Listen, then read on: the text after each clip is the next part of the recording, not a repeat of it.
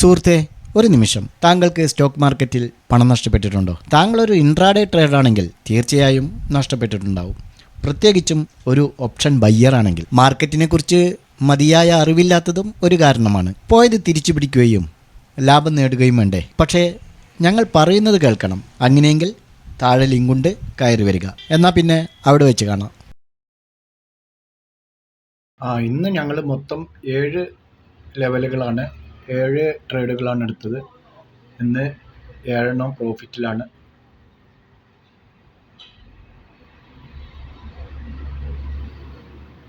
എല്ലാവർക്കും നമസ്കാരം.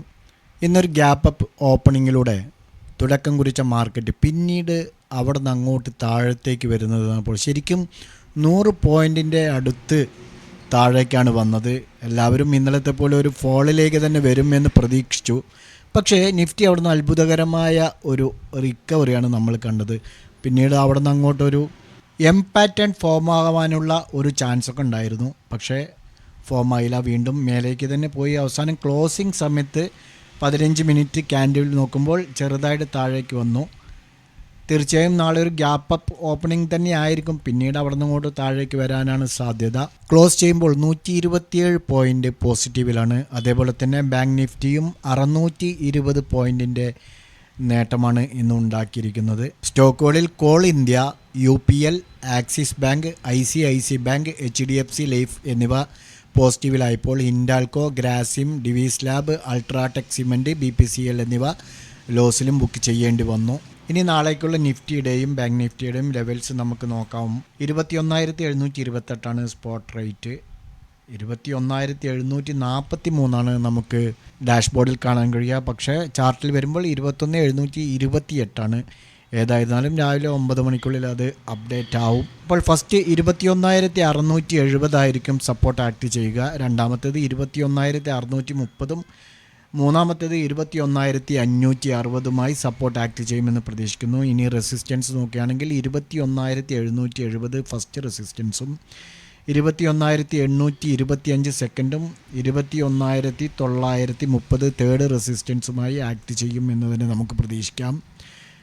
ബാങ്ക് നിഫ്റ്റിയിലേക്ക് വരുമ്പോൾ 45,419 നമുക്ക് ചാർട്ടിൽ കാണാൻ കഴിയുക. പക്ഷേ നമുക്ക് ഡാഷ്ബോർഡിൽ 45,502. അതുകൊണ്ട് തന്നെ ഫസ്റ്റ് സപ്പോർട്ട് 44,990 ആയിരിക്കും.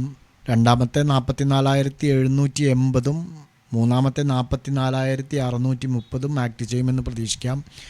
റെസിസ്റ്റൻസ് പറയുകയാണെങ്കിൽ 45,730 ഫസ്റ്റും 46,040 സെക്കൻഡും 46,300 തേർഡ് റെസിസ്റ്റൻറ്റുമായി ആക്ട് ചെയ്യും. ഇനി നമ്മൾ ഇന്നലെ പറഞ്ഞ 2 സ്റ്റോക്കുകളുടെ പെർഫോമൻസ് നോക്കാം. ഒന്ന് കല്യാൺ ജ്വല്ലറി ആയിരുന്നു. കല്യാൺ ജ്വല്ലറി ഒരു പാരലൽ ചാനലിൽ ഇങ്ങനെ യാത്ര ചെയ്തുകൊണ്ടിരുന്നു. പക്ഷേ ഈ ഒരു ലൈൻ ബ്രേക്ക് ചെയ്യാൻ സാധിച്ചില്ല.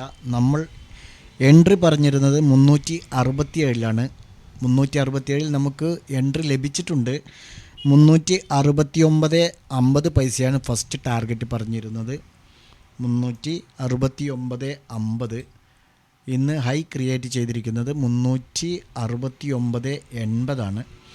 369.80 ക്രിയേറ്റ് ചെയ്തിരിക്കുന്നത്. അതുകൊണ്ട് നമുക്ക് ഫസ്റ്റ് ടാർഗറ്റ് അച്ചീവ് ചെയ്തിട്ടുണ്ട്. രണ്ടാമത്തേത് ബജാജ് ഫിനാൻസ് ആണ്. ബജാജ് ഫിനാൻസ് നമ്മൾ പറഞ്ഞിരുന്നത് 6,545. ഇന്ന് ലോ ക്രിയേറ്റ് ചെയ്തിരിക്കുന്നത് 6,553. അതുകൊണ്ട് നമുക്കതിലൊരു എൻട്രി ലഭിച്ചിട്ടില്ല. ബജാജ് ഫിനാൻസിൽ സെൽ എൻട്രി ആയിരുന്നു പറഞ്ഞിരുന്നത്. 6,553 ലോ ക്രിയേറ്റ് ചെയ്തിരിക്കുന്നത്. നമ്മുടെ സെൽ എൻട്രി 6,545. അതുകൊണ്ട് അതിൽ നമുക്കിന്ന് ട്രേഡ് ലഭിച്ചില്ല. ഇനി നാളത്തേക്കുള്ള 2 ട്രേഡുകൾ നമുക്ക് പരിശോധിക്കാം. ആദ്യത്തേത് അദാനി പോർട്ടാണ്.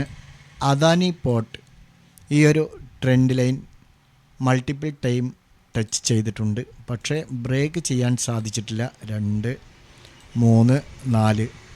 അതുകൊണ്ട് തന്നെ നാളെ ഇവിടെ ഏറ്റവും കൂടുതൽ ടച്ച് ചെയ്തിരിക്കുന്ന മേഖല എന്ന് പറയുന്നത് 1,275 സംതിങ് ആണ്. അതുകൊണ്ട് തന്നെ ആ ഒരു ലൈൻ നാളെ ക്രോസ് ചെയ്യുകയാണെങ്കിൽ 1,276 നമുക്കൊരു ബൈ എൻട്രി പോസിബിളാണ്. 1,270 സ്റ്റോപ്പ് ലോസ് വെക്കണം. 1,282 85, 87 എന്നിങ്ങനെ നമുക്ക് ടാർഗറ്റ് വെക്കാവുന്നതാണ്. രണ്ടാമത്തേത് അലംബിക് ഫാർമയാണ്. അലംബിക് ഫാർമ ഈ ഒരു ലൈൻ ക്രോസ് ചെയ്ത് ക്ലോസ് കൊടുക്കുകയാണെങ്കിൽ ഇവിടെ 1, 2, 3, 4, 5 തവണയോളം ബ്രേക്ക് ചെയ്യാൻ ശ്രമിച്ചിട്ടുണ്ട്. അപ്പോഴെല്ലാം അത് ടച്ച് ചെയ്ത് താഴേക്ക് വരികയാണ് ചെയ്തത്. അതുകൊണ്ട് തന്നെ നാളെ ഇത് ക്രോസ് ചെയ്യുകയാണെങ്കിൽ 1008 നമുക്കൊരു ബൈ എൻട്രി പോസിബിളാണ്. 1002 സ്റ്റോപ്പ് ലോസ് വെക്കണം. 1013, 1016, 1019 എന്നിങ്ങനെ ടാർഗറ്റ് വെക്കാവുന്നതാണ്. ഈ 2 സ്റ്റോക്കുകളും നിങ്ങളുടെ വാച്ച് ലിസ്റ്റിലേക്ക് ആഡ് ചെയ്യാം. നിങ്ങൾ ട്രേഡുകൾ എടുക്കുന്നതിന് മുമ്പ് സ്വന്തമായി അനലൈസ് ചെയ്ത് എടുക്കാൻ ശ്രമിക്കുക. ഞങ്ങൾ പറയുന്നതും വീഡിയോയിൽ കാണിക്കുന്നതുമെല്ലാം എഡ്യൂക്കേഷൻ പർപ്പസിന് വേണ്ടിയാണ്, നിങ്ങൾ പഠിക്കാൻ വേണ്ടിയാണ്. പഠിച്ച് നോളജോടുകൂടി മാർക്കറ്റിലേക്ക് ഇറങ്ങാൻ ശ്രമിക്കുക. Okay, by.